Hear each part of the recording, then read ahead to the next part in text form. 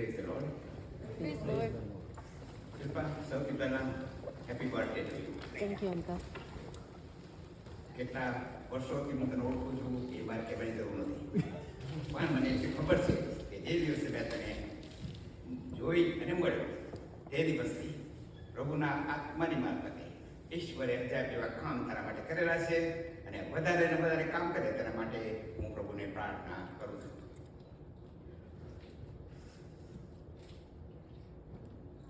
આપણે પ્રાર્થના કરીએ. સર્વશક્તિમાન અમારા ઈશ્વર પિતા, જ્યારે અમે તમારા વચનોનો ખુલાસો કરવા માંગીએ છીએ, પવિત્ર આત્મા તમારી મધ્ય ઉતરો અને પવિત્ર જે આશીર્વાદ અને જે અજાયબ જેવા રહસ્યમય કૃત્યો તારા બાળકોને માટે કર્યા છે તે સગળા માટે અમે તમારા ઋણી છીએ. ઈસુ પ્રભુ તમારા નામ કહું છું. આમીન અને આમીન.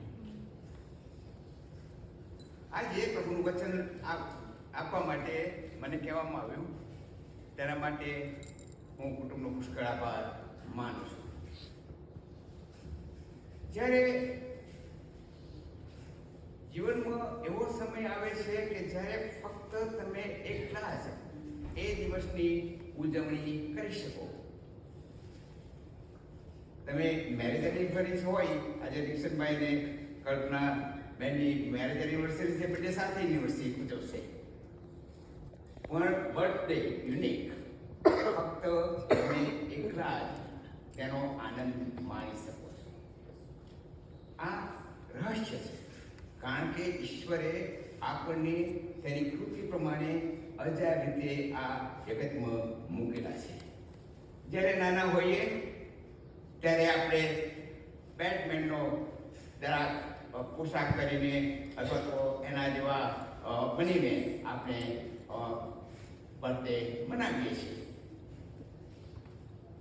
જો આપણે સુપરમેન હોય ના જેવા બનવું હોય તો સુપરમેનનો ડ્રેસ કરીને આપણે આપણી બર્થડે મનાવીએ છીએ. પણ જુદા જુદા સમયે જુદી જુદી રીતે આપણે પ્રભુના બાળકો તરીકે આપણો જીવન દિવસ અથવા તો આપણો જન્મ દિવસ મનાવીએ છીએ. અને એથી જ બાઇબલ 118:24 કહે છે કે આ દિવસ યહોવાએ આપણને આપ્યો છે, તેમાં આપણે આનંદોત્સવ કરીએ. આ આનંદનો દિવસ છે, કારણ કે ઈશ્વરે આ દિવસ આપણને આપ્યો છે. પાઉલ જેલમાં છે, પણ તાંગડી કહે છે કે આનંદ કરો. ફરીથી હું કહું છું કે આનંદ કરો. આનંદ કરવાનો દિવસ, જન્મ દિવસ ઈશ્વરે આપણને આપ્યો છે. અને પ્રભુમાં આનંદ કરવા માટે જ્યારે આપણે ભેગા મળ્યા છીએ ત્યારે આપણે ખરેખર હૃદયના ઉમળકાથી તે આનંદ આપણે માનીએ. પાઉલ આગળ કહે છે કે આપણે આભાર માનીએ. આભાર માનવું એ ખ્રિસ્તી જીવનનું એક મોટામાં મોટું અંગ છે. અને આ શિલ્પાના હકમાં હું કહીશ કે પ્રભુએ એના માટે આભારના ઘણા બધા કારણો તેના જીવનમાં આપેલા છે. સૌથી પહેલું કારણ કે એને ખ્રિસ્તી મા બાપની ઘરની અંદર તેનો જન્મ થયો. એ બહુ મોટું રહસ્ય છે. ત્યાર પછી બીજી વાત કહીએ કે ખ્રિસ્તી કુટુંબમાં તેનું લગ્ન થયું. બહુ આભારનું કારણ આપણે એને પણ બનાવી શકીએ. વિશ્વાસુ એવો પતિ તેને મળ્યો કે જેને હું ઘણા વર્ષોથી જાણું છું, અને વિશ્વાસુ પણ મારામાં એના માટે બહુ જ આશીર્વાદિત લાગે છે. પ્રભુએ તને સુંદર, બ્યુટીફુલ, જ્ઞાની એવા 3 બાળકોનું દાન આપેલું છે. ભૂલ ના થતી હોય તો ફેથ, બેથની અને માર્ક. અને આ દરેકના જીવનમાં મેં હંમેશા તેમની બર્થડે ઉજવવામાં ભાગ લીધો છે, અને એના માટે હું ગૌરવ અનુભવું છું. આ શિલ્પાને માટે જ્યારે આ યોજના કરવાની હતી કે એનો 50મું વર્ષગાંઠ ઉજવવામાં આવે ત્યારે મને જે ગોલ્ડન જ્યુબિલી જે એડિશન છે બાઇબલ સોસાયટીનું જયંતિભાઈ મને પ્રેઝન્ટ આપી તો મેં કહ્યું કે પહેલો જ મેસેજ શિલ્પાના માટે હું એમાંથી આપીશ અને આજે એ શક્ય બન્યું છે. થેન્ક યુ જયંતિભાઈ તેના માટે. અને વિશેષ કરીને તો ગુજરાતી સમાજ ગુજરાતી ક્રિશ્ચન ફેલોશિપ ઓફ ફિલાડેલ્ફિયામાં એ આપણી સાથે કામ કર્યું છે. જ્યારે હું વિચાર કરતો હતો કે ગીતશાસ્ત્ર અને 91મો અધ્યાય, તમે ગીતશાસ્ત્ર 91નો અધ્યાયની અંદર તમે જુઓ તો ત્યાં આગળ બહુ અજાયબ જેવા આશીર્વાદો ત્યાં આપવામાં આવ્યા છે કે છે ઈશ્વરે તમારો બચાવ કર્યો છે, ઈશ્વરે તમને સંભાળ્યા છે, ઈશ્વરે તમારી પ્રાર્થનાનો ઉત્તર આપેલો છે. મુશ્કેલીમાં હો તો ઈશ્વરે તમને એ મુશ્કેલીમાંથી છોડાવ્યા છે. તમને કોઈ કારણસર કોઈ મુશ્કેલી હોય તો ઈશ્વરે તેમાંથી પણ તમને છોડાવ્યા છે અને તમે માન અને મહિમા આપ્યો છે. પણ એથી વિશેષ તમે છેલ્લી કલમમાં તમે જાઓ, ગીતશાસ્ત્ર 91 અને 16મી કલમ, હેરિસ વાંચો પ્લીઝ. લાંબા આયુષ્યથી હું તેને તૃપ્ત કરીશ અને તેને મારું તારણ દેખાડીશ. ત્યાં આગળ બહુ અજાયબી વાત, ત્યાં બે વસ્તુ લખવામાં આવી છે આ આશીર્વાદમાં કે છે હું તેને લાંબા આયુષ્યથી તૃપ્ત કરીશ. લાંબુ આયુષ્ય કોને ગમતું નથી? દરેકને લાંબુ આયુષ્ય ગમે છે અને એના માટે તો કેટલા બધા દવાખાના શોધે છે, દવાઓ લે છે, મલ્ટીવિટામિનો લે છે અને તમે ખોઈ કરવા માંગે છે. પણ બાઇબલ બહુ અજાયબ જેવી વાત, જો તમારે લાંબુ જીવન જીવવું હોય તો ત્યાં આગળ બહુ અજાયબ જેવી વાત દાઉદ ત્યાં લખે છે. અને ત્યાં દાઉદ લખે છે 34મો અધ્યાય અને 11મી કલમમાં, આવો દીકરાઓ મારું સાંભળો, હું તમને યહોવાનું ભય રાખતા શીખવીશ. કયો માણસ લાંબી જિંદગી ઈચ્છે છે? સુખ જોવાને માટે દીર્ઘાયુષ્ય માગે છે? તો ભૂંડું બોલવાથી તારી જીભને અને કપટથી તારા હોઠને સંભાળ. ભૂંડાથી દૂર થા, ભલું કર, શાંતિ શોધ અને તેની પાછળ ચાલ. ન્યાયો પર યહોવાની દ્રષ્ટિ છે, તેઓની અરજ પ્રત્યે તેના કાન ઉઘાડા છે. બહુ અજાયબ જેવી વાત આપણે ત્યાં આગળ જોઈ શકીએ છીએ. લાંબુ આયુષ્ય જોઈતું હોય તો તમારે આ દાઉદની સલાહ લેવાની બહુ જરૂર છે. અને ત્યાર પછી બીજા ભાગમાં એ કહે છે કે હું તને તારણ આપીશ. ખ્રિસ્તી જીવનમાં જીવવું, ખ્રિસ્તી જીવનમાં પ્રવેશ કરવો, ખ્રિસ્તી જીવનમાં ખ્રિસ્તી મા બાપની સાથે આપણો જન્મ લેવો, એ તો 2x2 2 અને +2 એટલે 4. પ્રભુ ઈસુ ખ્રિસ્ત આવ્યા, જીવ્યા, મરણ પામ્યા, ઉઠ્યા, આ 2x4 છે. પણ જ્યારે તમે તારણનો અનુભવ કરો છો ત્યારે તમારું જીવન એક ખ્રિસ્તી જીવન બને છે. અને એટલી જ કરીને જે પાઠ આપણે વાંચ્યો હરીશભાઈએ, ત્યાં આગળ બહુ અજાયબ જેવી વાત ત્યાં આગળ લખવામાં આવી છે. નિકોદેમસ 7 દી પડે પ્રભુ ઈસુ ખ્રિસ્તની પાસે જાય છે. તમે જુઓ તો નિકોદેમસ પ્રભુ ઈસુ ખ્રિસ્તને તારણને માટે કોઈ પૂછતો નથી, પણ ત્યાં આગળ કહે છે કે હું જાણું છું કે તું દેવની પાસે આવેલો છે, કારણ કે જે તું ચમત્કાર કરે છે એ વિના તું કરી શકે નહીં. પણ પ્રભુ એને બરાબર જાણતા હતા. પ્રભુ સમજતા હતા કે આ નિકોદેમસ કેમ આવ્યો છે, કારણ કે યહૂદી ધર્મનો એ આગેવાન હતો અને એને ખબર હતી કે આને કંઈક જોઈએ છે.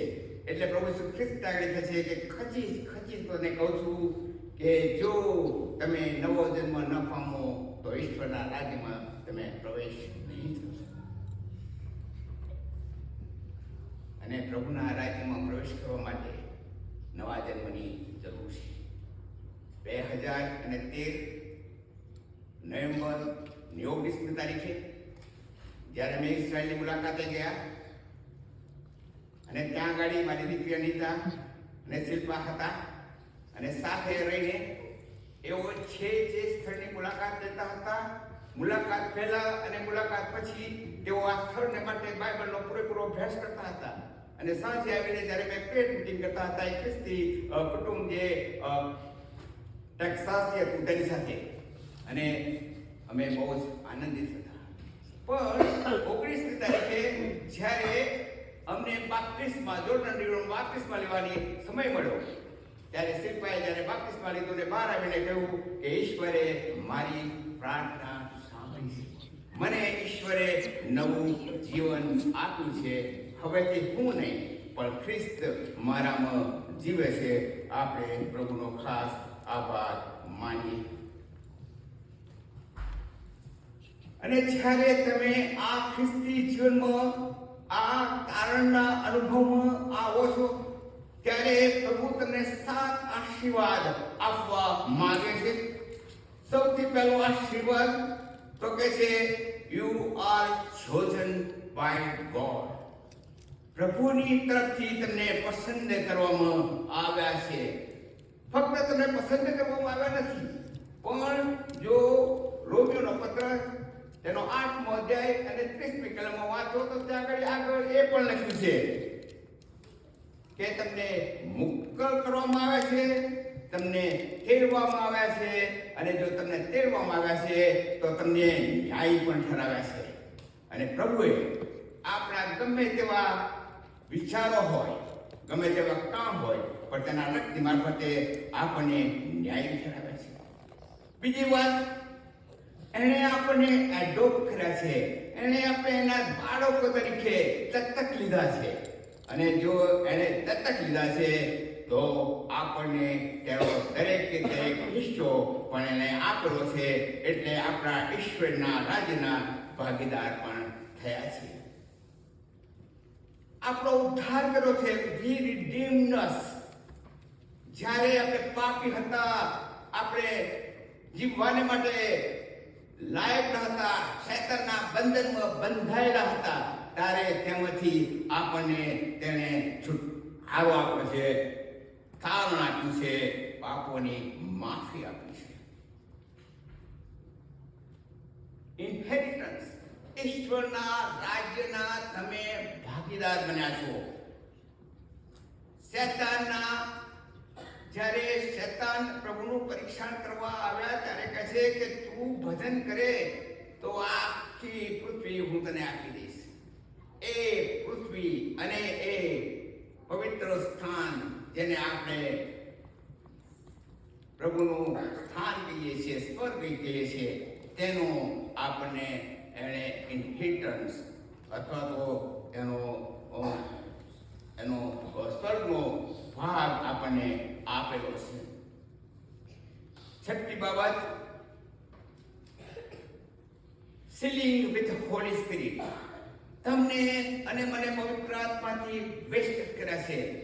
એથી કરીને દુષ્ટ આત્માઓનું, દુષ્ટ લોકોનું કોઈ આપણી પર ચાલતું નથી, કારણ કે એના પવિત્ર આત્માથી આપણને વેસ્ટ કરવામાં આવે છે. આપણને તેના પવિત્ર આત્માથી આપણને ત્યાં આગળ બિન મોર હોલી સ્પિરિટ, આપણને પવિત્ર આત્માની અંદર એને પોતા આપણું જીવન આપેલું છે. તેથી શૈતાન એને લઈ જઈ શકતો નથી. અને 7મી અને છેલ્લી વાત કે એને આપણને એનું જ્ઞાન આપ્યું છે. કે છે ઈશ્વરનો ભય એ જ્ઞાનનો આરંભ છે. જ્ઞાન કયું? પ્રભુ ઈસુ ખ્રિસ્તનું જ્ઞાન જે હતું, જાઓ આખી દુનિયામાં મારી સુવાર્તા પ્રગટ કરો. પિતા, પુત્ર અને પવિત્ર આત્માના નામે બાપ્તિસ્મા આપો. અને આ જે કામ એના જ્ઞાનની મારફતે તમને અને પવિત્ર આત્માની મારફતે આપવામાં આવ્યું છે, તે આપણે કરીએ ત્યારે જ આપણે નવા જીવનના સાથીદાર, ભાગીદાર અથવા તો ભોગવનાર થઈ શકીએ છે. પ્રભુ શિલ્પાને આશીર્વાદ આપો, કારણ કે એને એ પસંદ કરેલું છે. એના જીવનને હું જાણું છું, એના ઊંચ અને નીચ દરેક મને ખબર છે, અને એથી હું કહું છું કે પ્રભુએ તેને નવું જીવન આપ્યું છે. એ જીવનમાં એ હંમેશા આનંદિત, વિશ્વાસુ રહે, એ મારી પ્રાર્થના છે. પ્રભુ તમે દરેકને પુષ્કળ આશીર્વાદ આપો. આમેન.